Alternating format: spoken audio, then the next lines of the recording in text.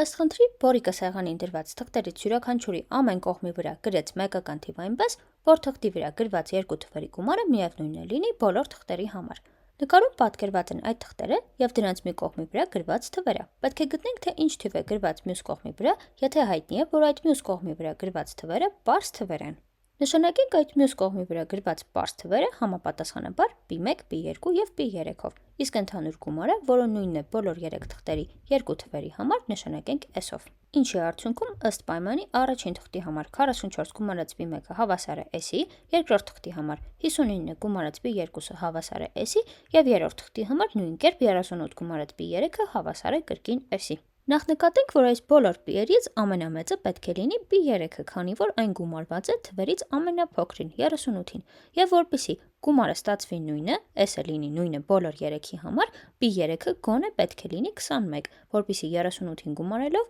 այն հասնի 59-ին, սակայն քանի որ 59-ին ևս գումարված ինչ-որ թիվ կա, հետևաբար P3-ը պետք է մեծ լինի 21-ից։ Պայմանում ունենք նաև, որ P3-ը պարզ թիվ է, իսկ 21-ից մեծ պարզ թիվը միանշանակ կենտ թիվ է։ Հետևաբար S-ը, որը հանդիսանում է 38-ի և ինչ-որ կենտ թվի գումար, պետք է նույնպես լինի կենտ թիվ։